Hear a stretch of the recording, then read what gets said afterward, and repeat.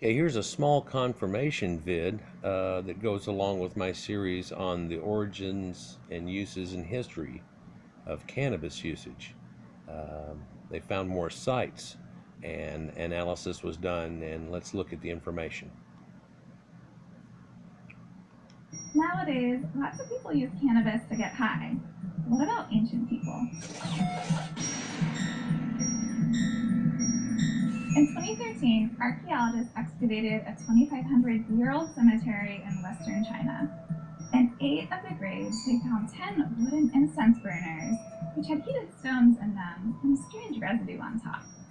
So, to learn more, they partnered with a lab that analyzed the chemical residue, and they found that it was actually the ancient remains of marijuana.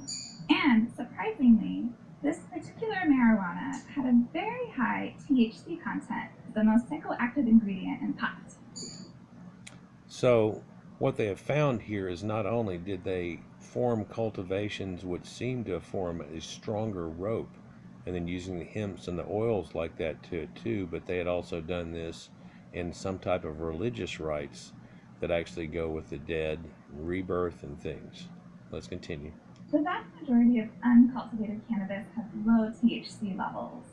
In fact, people in eastern China have been growing cannabis since at least 3500 BC, mostly for its oilseed and hemp. And the fact that this ancient cemetery had cannabis with high THC levels suggests that maybe they were selecting it for this purpose.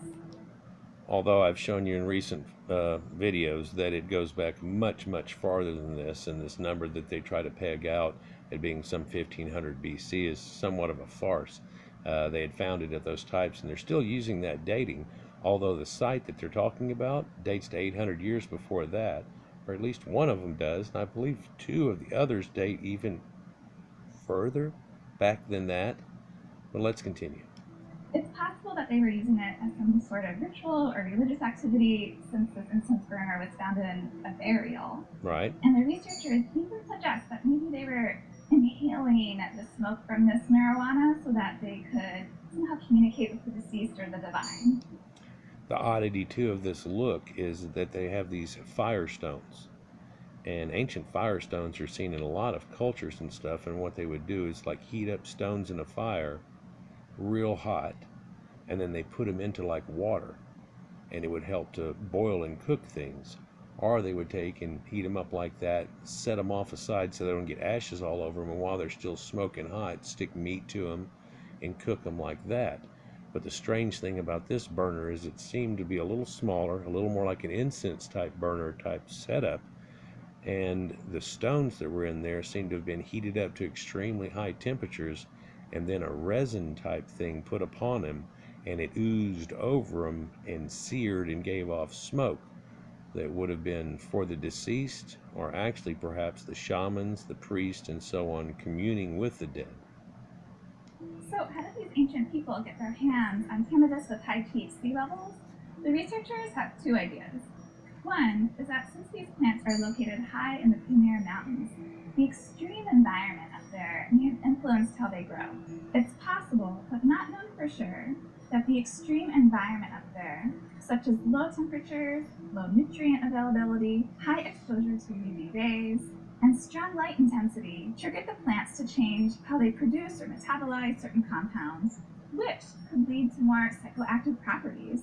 Now, that'd be one possibility that they try to give, but the other, more common sense possibility, since we see all of the emmer grains and things that come out of there into the very first farmers, and how they had apparently been genetically manipulated for certain aspects, like having quite an abundant more wheat heads on them and things along that line, that it was done for this exact purpose. Maybe ancient people found these plants and then began cultivating them. Another idea is that people either intentionally or inadvertently bred these plants to have higher THC levels. Back then, these plants would have been traded far and wide on the Silk Road, spreading the high THC cannabis plants pretty much everywhere. And I think I showed this quite well in a few of my videos that have connections to it, and how far that reach goes, and that what we believe of as being the Silk Road actually wasn't even the Silk Road in ancient times, but it had a lot to do with this and other types of trade that came into the area that lead all the way to ancient Egypt, all across ancient Europe, all the way through the Middle East, Sumeria, into India, and all of the places that they had been in contact with. This study is important because although we have evidence that ancient people in Central Asia used marijuana for all kinds of different reasons over the past few millennia, this is the first clear example that people were likely using it for its psychoactive properties. And so it's a Live Science article that came out, and it's just a simple statement off of it, but it's another confirmation. But now they have found more sites that have this same situation going on it, for you know that that picture wasn't in my other ones too.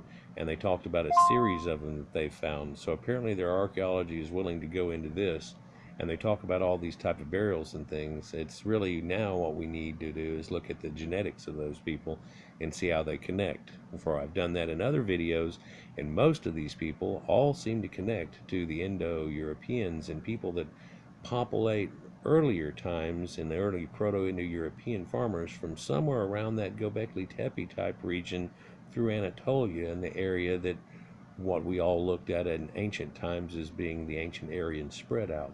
So quite some interesting data here, and if more comes along, I'll definitely shoot y'all something, but just a short one here and a confirmation vid. Peace.